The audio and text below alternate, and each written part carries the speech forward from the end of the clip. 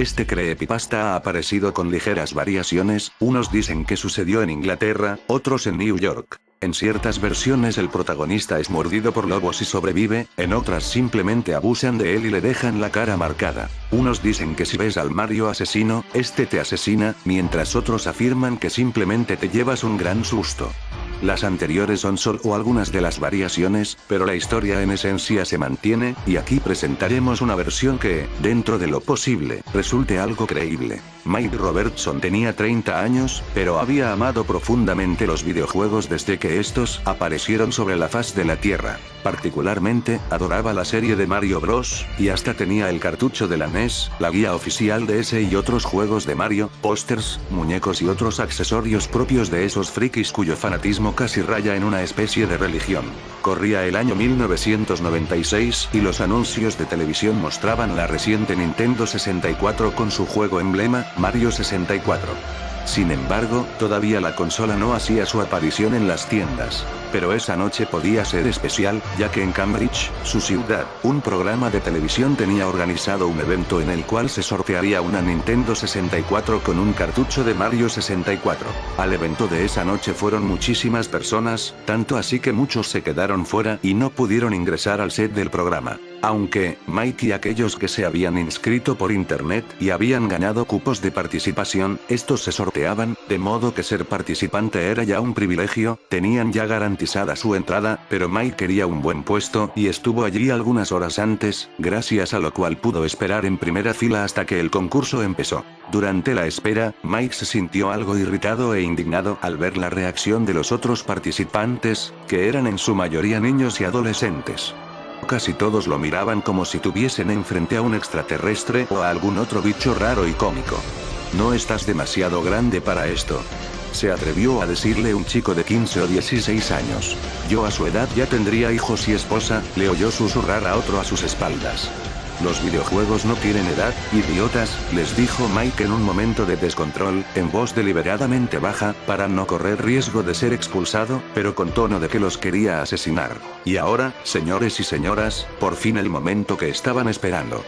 Dijo el presentador abriendo su pequeño discurso introductorio, tras lo cual dio inicio a un feroz concurso en que se pusieron a prueba la habilidad y el conocimiento que los participantes tenían en relación a diversos juegos. Finalmente, tras una ardua competencia quedaron 5 finalistas, entre los cuales estaba Mike y la hija del animador, una criatura gorda de unos 14 años, pecosa y pelirroja, con los mofletes tan grandes que casi le enterraban en grasa sus pequeños ojos negros, cubiertos por 2 gruesos anteojos de desagradable marco rosado. Ahora bien, Mike no sabía que la niña, única entre los participantes varones, era la hija del presentador, quien había arreglado casi todo, los videojuegos en que concursarían, las preguntas que se harían, etc., para que ella ganase. Se dio cuenta de esto gracias a que en la última parte del concurso, donde había 5 ítems, estrella, hongo rojo, pluma, flor y hongo verde, de Super Mario World, los participantes debían elegir al azar uno de los ítems, donde solo uno era el premiado, y que si 2 o más repetían el ítem elegido, se volvía a sortear un ítem hasta que solo quedara un finalista. Así pues, Mike notó que el animador, haciéndose el tonto, siempre mostraba un número del 1 al 5 con su mano derecha, que tenía hacia abajo para despistar. Lo hacía como si fuese algo espontáneo, algo no pensado. Pero, curiosamente, la niña siempre miraba al animador antes de elegir su ítem, como si para cada número hubiese un ítem, y como si a su vez, de algún modo, alguien le estuviese diciendo al animador cuál sería el ítem escogido antes de que éste saliese.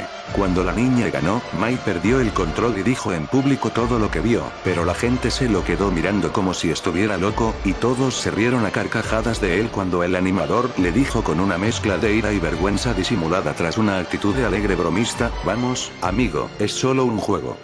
Ya tendrás la oportunidad de comprar tu propia consola y tu propio Mario 64 más adelante. Creo que últimamente has estado comiendo demasiados hongos, ¿no crees? Mike se enfadó aún más con esas palabras, por lo que el animador lo tranquilizó diciéndole: oye, creo que tienes razón, tú te merecías esa consola. Pero tengo otra de esas. Solo tengo que pedir que me la traigan, así que espérame afuera del set hasta las 23:30. Pacientemente, Mike esperó en un banco hasta las 23:30. Ya era la hora, y desde hace unos 10 minutos veía que estaban cerrando todas las instalaciones, e incluso un guardia se acercó y le dijo, disculpe, señor, ya vamos a cerrar todo y necesitamos que salga. Boquiabierto, Mike le explicó todo lo sucedido en el programa, aunque al guardia no le importó nada. Sin embargo, justo en esos momentos pasó el animador con otros guardias y, cuando Mike le reclamó el premio prometido, este lo miró con desprecio y le dijo, me impresiona que creyeras que te traería tu juego, eres un imbécil. En ese momento, Mike perdió el control y lo empezó a insultar, cosa que el cruel animador aprovechó para ordenarles a los guardias que lo atasen a un árbol, lo golpearan salvajemente y lo dejaran allí abandonado. Por un buen tiempo, nadie volvió a saber nada de Mike, hasta que organizaron un concurso de disfraces en el mismo programa. Aprovechando la ocasión y como para recordarle al presentador lo que este le hizo sufrir la noche del concurso de Mario 64, Mike se vistió de un Mario con el traje lleno de sangre, suciedad y roturas, y con la cara llena de moretones y heridas. Justo cuando el presentador estaba hablando, Mike se apareció detrás de este, poniéndolo en una situación muy incómoda.